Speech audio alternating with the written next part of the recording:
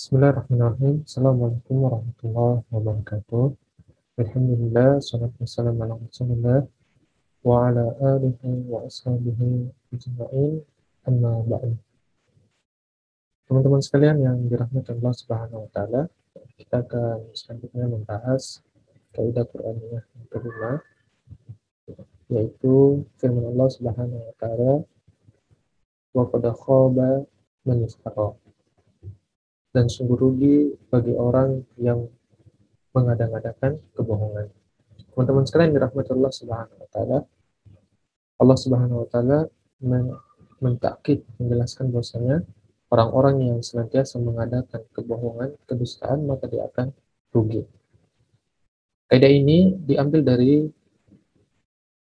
Al-Qur'an, ya, yaitu kisah Musa bersama Firaun yang Allah abadikan di dalam Al-Qur'an, Quran surat Toha ayat 56 sampai 61. Allah Subhanahu wa taala berfirman, "Qul mau'idukum yaumaz zinah, qul mau'idukum yaumuz zinati wa an yuhsyaran nasu duha. Fatawalla fir'aunu fajama'a kaidahu thumma ata qala lahum Musa wailakum la taftaru 'ala Allahi kadhiba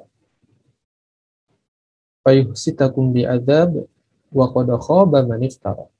Dia Musa berkata, perjanjian waktu untuk pertemuan kami dengan itu yaitu pada hari raya, dan hendaklah orang-orang yang dikumpulkan pada pagi hari duha.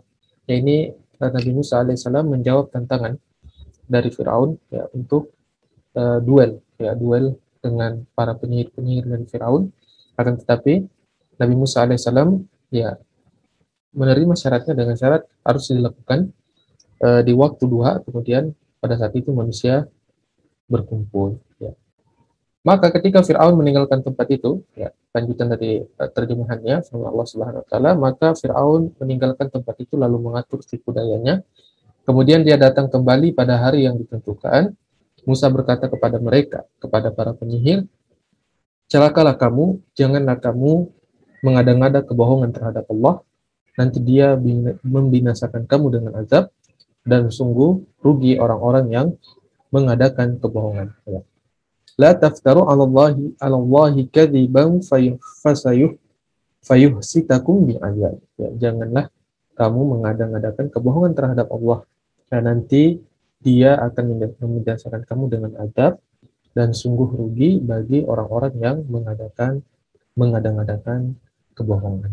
Teman-teman sekalian dirahmati Allah Subhanahu wa taala, al-iftira, ya, mengada-ngadakan kebohongan, ya, dipakai untuk beberapa makna di dalam Al-Quran, diantaranya kebohongan, ya, kesyirikan, dan kezaliman. Ya, Al-Quran menyebutkan ketiga makna ini, dan semuanya berkisar pada makna rusak dan berbuat kerusakan.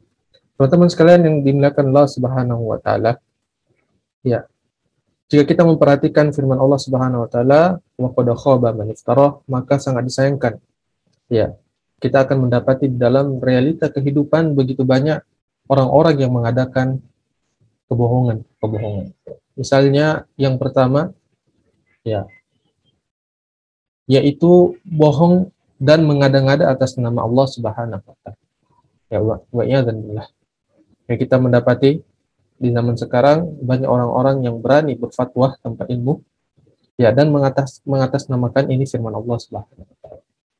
Ya, misalnya memperbolehkan sesuatu yang diharamkan oleh Allah Subhanahu wa taala, ya, dengan cara memotong dalil, ya, memotong dalil kemudian tidak melanjutkannya, atau mengambil ayat-ayat yang sudah mansukh, ya, ayat-ayat yang sudah tidak berlaku lagi hukumnya, ya, dan seterusnya. Ya, dia mengada-ngadakan kebohongan, dan padahal dia mengetahui sendiri bahwasanya yang disampaikan itu adalah kebohongan. Padahal Allah Subhanahu wa taala mengatakan, ya, "Wa man azlamu mimman iftara 'ala Allahi kadziba aw qala uhiya ilayya wa lam yuha ilayhi syai' wa man qala sa'unzilu mithla ma anzalallah." Ya, siapakah yang lebih zalim daripada orang-orang yang mengadakan dusta terhadap Allah, atau yang berkata telah diwahyukan kepadaku padahal tidak diwahyukan sesuatu pun kepadanya. Ya, ini untuk orang-orang yang mengaku sebagai nabi, ya, nabi setelah Nabi Muhammad SAW, dan seterusnya. Dan orang yang berkata, aku menurunkan seperti apa yang diturunkan oleh Allah Subhanahu wa taala. Kemudian teman-teman sekalian yang dirahmati oleh Allah Subhanahu wa taala, yang kedua yaitu orang-orang yang senantiasa membuat hadis palsu, ya. Dari zaman dahulu sampai sekarang. Mereka berdusta, ya, mengatasnamakan kepada Nabi Shallallahu Alaihi Wasallam. Padahal jika kita melihat di Sahih Muslim di bab yang awal, ya, di situ disebutkan bahwasanya Rasulullah alaihi wasallam bersabda, "Man kadzaba alayya muta'ammidan falyatabawwa maq'adahu minan nar." Siapa yang berbohong atas namaku, ya maka siapkanlah tempat duduknya di neraka. Kita melihat hadis bab di awal-awal di buku Sahih Muslim, ya, ini menyebutkan bahaya tentang berbohong atas nama Rasulullah Sallallahu Alaihi Wasallam hanya untuk kepentingan dunia atau kepentingan mazhab, politik dan seterusnya. Ya, kemudian yang ketiga, teman-teman sekalian rahmatullah Subhanahu Wa Taala, ya, sungguh sangat disayangkan, ya, ada seseorang yang dengan sengaja mengadakan kebohongan-kebohongan untuk melakukan kezaliman terhadap saudara-saudaranya sama muslim, ya.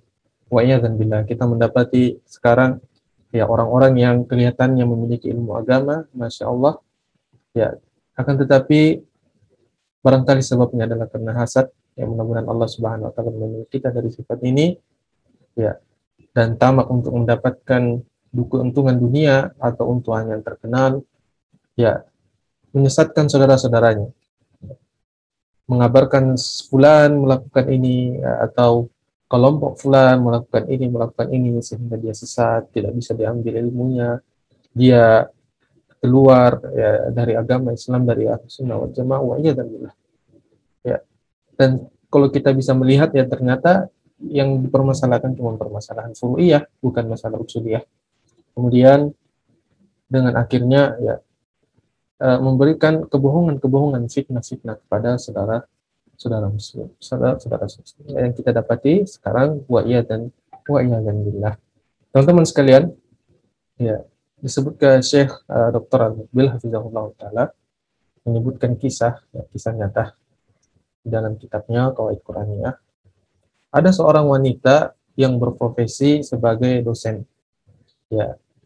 Dan dia sudah diceraikan oleh suaminya 2 kali dengan salah seorang kerabat yang diberikan nikmat kehidupan bersama dengan istri dari 5 orang anaknya. Aku membuat kesepakatan dengan anak laki-laki dari bibiku yang mencintai istri laki-laki tersebut, ya.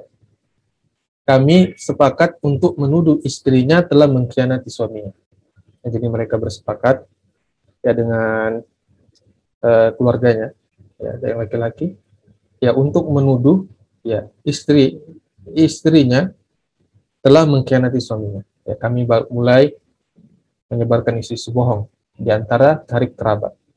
Ya, seiring perjalanan waktu, ya, dia mengatakan kami pun berhasil, sehingga kehidupan rumah tangga mereka merosot dan berakhir dengan perceraian. Ya, setahun pun berlalu, teman-teman sekalian. Wanita yang diceraikan suaminya karena isu-isu bohong kami menikah dengan laki-laki lain yang punya kedudukan. Ya. Sementara mantan suaminya menikah lagi dengan wanita lain, bukan dengan wanita yang memberikan isu bohong ini.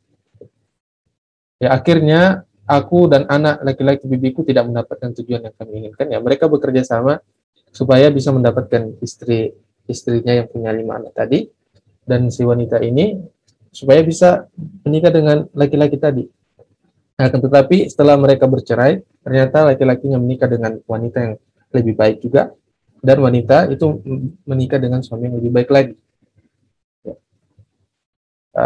Akhirnya, ya, dia mengatakan, akhirnya aku dan anak laki-laki itu tidak mendapatkan tujuan yang kami inginkan.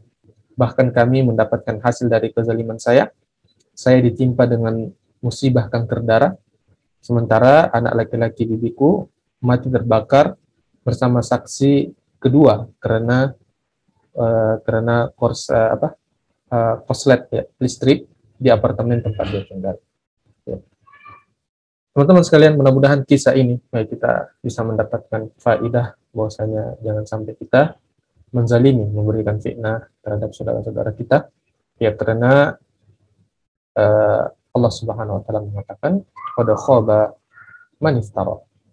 Sungguh rugi orang yang mengadakan kebohongan. Subhanakallahumma bihamdika asyhadu an la ilaha illa anta astaghfiruka wa atubu ilaik. Assalamualaikum warahmatullahi wabarakatuh.